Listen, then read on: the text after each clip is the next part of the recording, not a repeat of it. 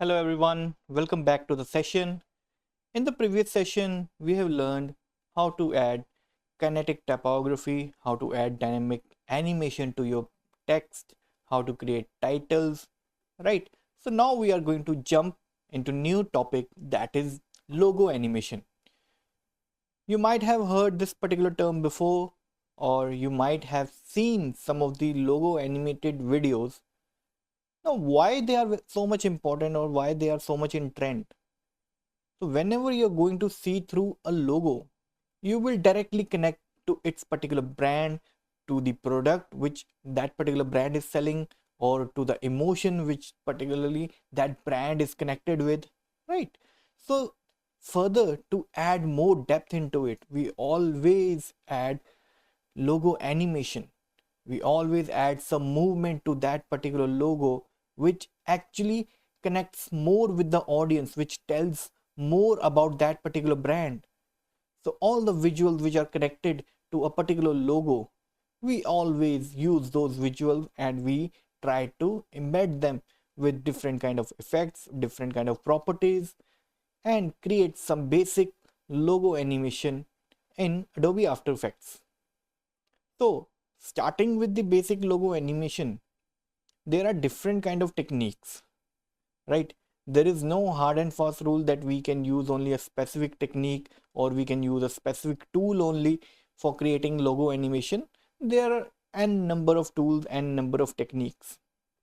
But before starting with that, we have to understand this particular thing, that whenever we are going to create a logo animation, we have to understand what that particular brand is all about, or what that particular category we are going to animate, right? Like you might have seen, आज के time में काफ़ी ज़्यादा gamers हैं, online streaming करते हैं gaming के लिए। तो आपने देखा होगा कि उनकी जो वीडियो है वो हमेशा उनके लोगो एनिमेशन से ही स्टार्ट होती है। तो that particular animation really adds to their video also, right?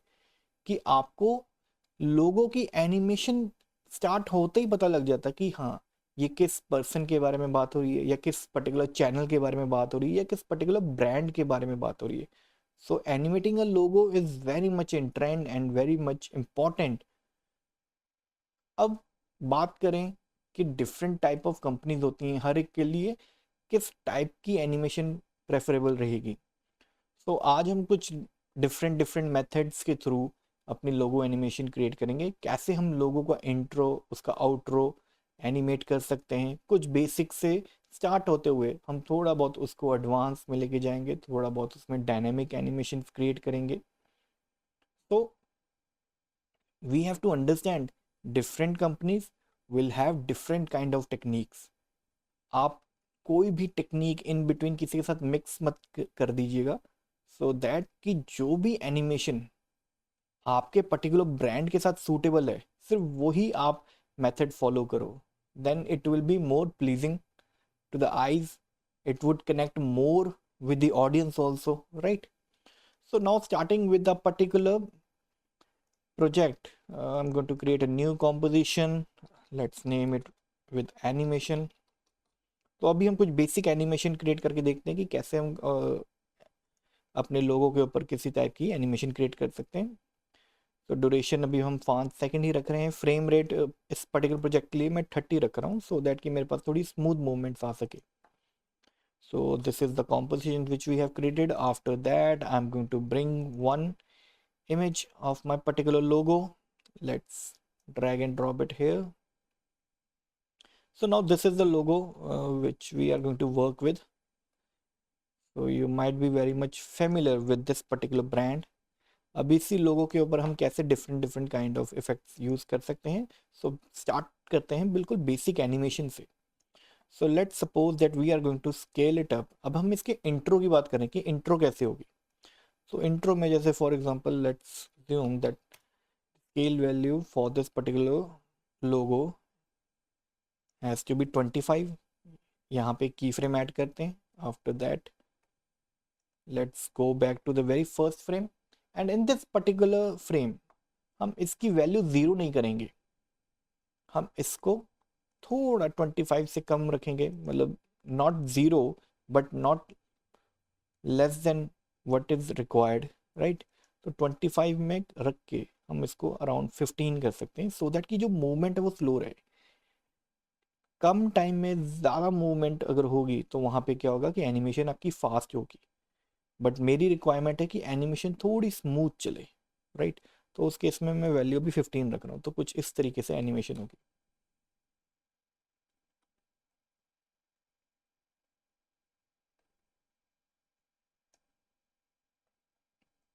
Right, सो अभी हम यहाँ पे इसको ऐड ऑन करते हैं एंड देन उसके बाद कुछ फ्रेम्स आगे जाके इसको होल्ड पे रखते हैं। होल्ड पे रखने के लिए हम क्या कर सकते हैं, इसी की फ्रेम को जो लास्ट वैल्यू है उसको कंट्रोल सी कंट्रोल वी। अब दोनों की फ्रेम्स की वैल्यू सेम है, विच मीन्स कि इस वैल्यू में कोई चेंज नहीं है, इस वैल्यू में कोई चेंज नहीं, ये दोनों सेम है, विच मीन्स कि इन बिटवीन कोई भी एनिमेशन नहीं होगी। वहीं पे अगर मैं बात करूँ, यहाँ पे वैल्यू 15 थी और बाद में यहाँ पे वैल्यू हमने कितनी ऐड कर दी, 25। तो इन दैट पर्टिकुलर केस 15 से लेके 25 तक की जो वैल्यू होगी वो सॉफ्टवेयर ऑटोमेटिकली फिल कर देगा। बट यहाँ पे अगर कोई चेंज ही नहीं है तो सॉफ्टवेयर उस केस में कोई भी वैल्यू एडजस्ट नहीं करेगा। सो विच मीन्स कि यहाँ पे जो वैल्यू मेरे पास रहेगी will be same and there will be no change. जैसे हम इसको प्ले करते हैं, right?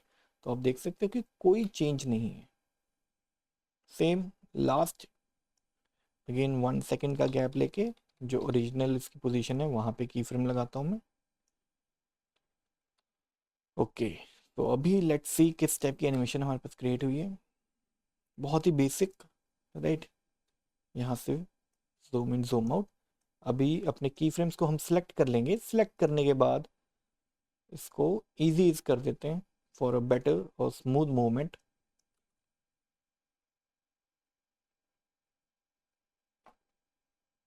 Right, now what I will do is I will start adding one more property here. That particular property has to be opacity or the transparency, right? So what I'm going to do is I'm going to add one more property here. जैसे यहाँ पे हमने scale किया था, for scale I have pressed the S. Now I want the transparency, I want to control the transparency.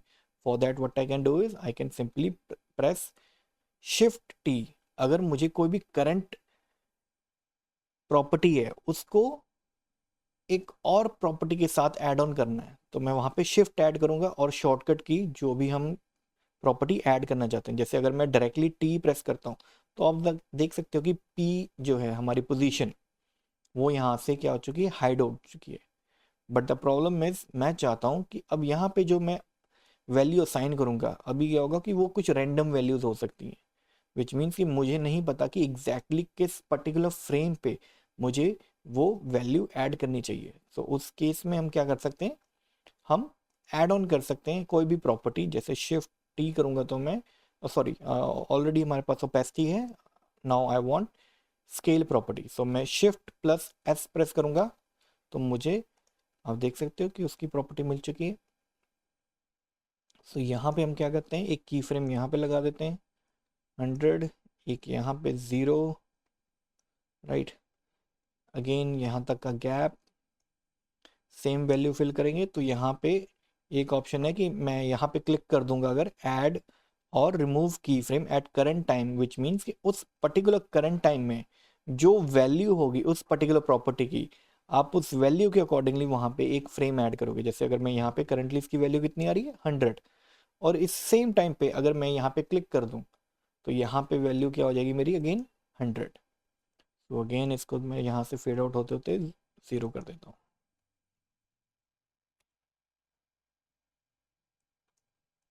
सो अभी हम एक बारी प्लेबैक लेके देखते हैं कि किस टाइप की एनिमेशन हमने क्रिएट की है।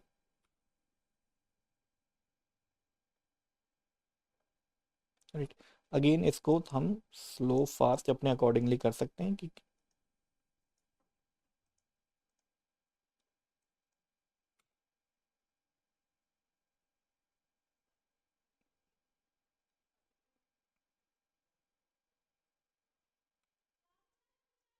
right. So now what we are going to do is we are going to just have a playback and now everything looks fine for us.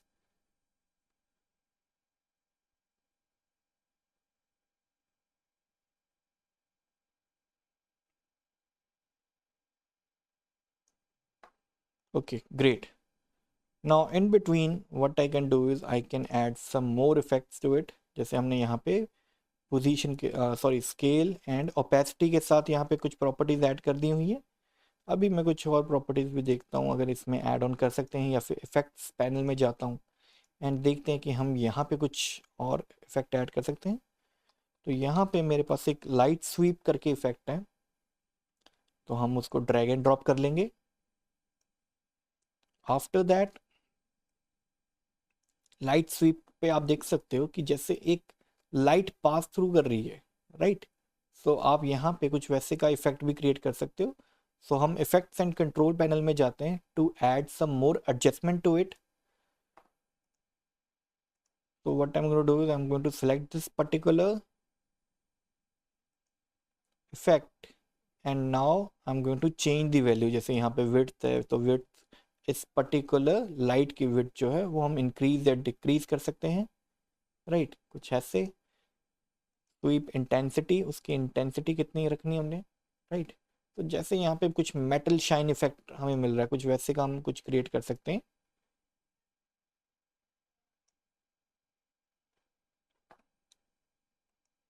Then हम इसका एक स्पेसिफिक एंगल भी set कर सकते हैं, राइट, कि हमें कैसे का एंगल चाहिए।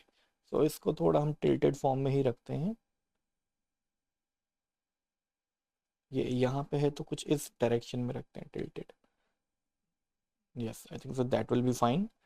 एंड आफ्टर दैट जो इसके सेंटर पॉइंट्स हैं, आप इसको अगर यहाँ पे मूव करोगे, ठीक है, तो हम इसको यहाँ से पास थ्रू करवा सकते हैं। तो फॉर दैट जैसे यहाँ पे स्टेबल है तो यहाँ पे मैं इसके सेंटर पॉइंट पे एक एनिमेशन के लिए स्टॉप वॉच पे क्लिक करता हूँ। देन इसको यहाँ से यहाँ तक, ताकि इसकी मूवमेंट थोड़ी क्विकली हो एंड उसकी स्पीड हम अपने ऑटो अकॉर्डिंगली एडजस्ट कर सकते हैं। तो इसको पास थ्रू करवाते हैं लेफ्ट टू राइट।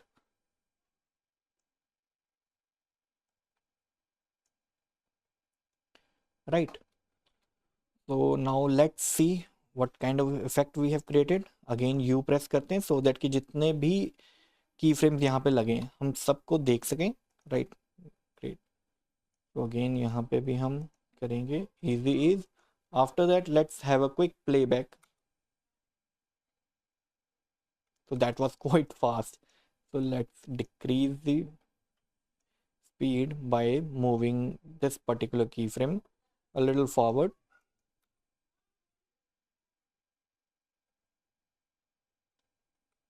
तो इसको यहाँ ही तक लास्ट तक रख लेते हैं again.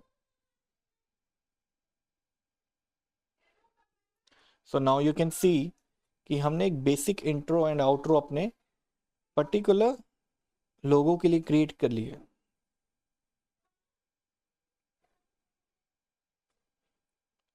So this is how you can create some basic animation, basic intro and basic outro for your particular logo using the layer properties only। यहाँ पे अगर आप देखोगे तो हमने सिर्फ और सिर्फ जो लेयर की प्रॉपर्टी है वो ऐड ऑन किया है एंड रिफ्लेक्शन के लिए हमने लाइट स्वीप इफेक्ट यूज किया है इफेक्ट्स एंड प्रीसेट पैनल में से। Rest majority of the animation has been done by using the simple transform properties of the layer only। So this is how you can add animation to your particular logo। अभी इसी लोगो को हम same और ज़्यादा complex कैसे create कर सकते हैं, that we will be doing covering up in the next session. But before that let's keep a focus on how creatively we can use the transform properties, right. अब जैसे यहाँ पे मेरे पास स्केल एंड ओपेसिटी थी, तो आप उसके साथ साथ पोजीशन के साथ भी कुछ प्ले कर सकते हो, रोटेशन के साथ भी प्ले कर सकते हो, राइट। कोई बाउंस इफेक्ट है वो आप क्रिएट कर सकते हो, राइट। बाउंस इफेक्ट भी आप इंडिविजुअल शेप्स के ऊपर कैसे कर सकते हो, that we will be doing in the next session. Hope so it was clear to everyone that how we can create a simple logo animation using the transform properties। In the next session we will be adding more dynamic effects to this particular logo only। So see you guys in the next class।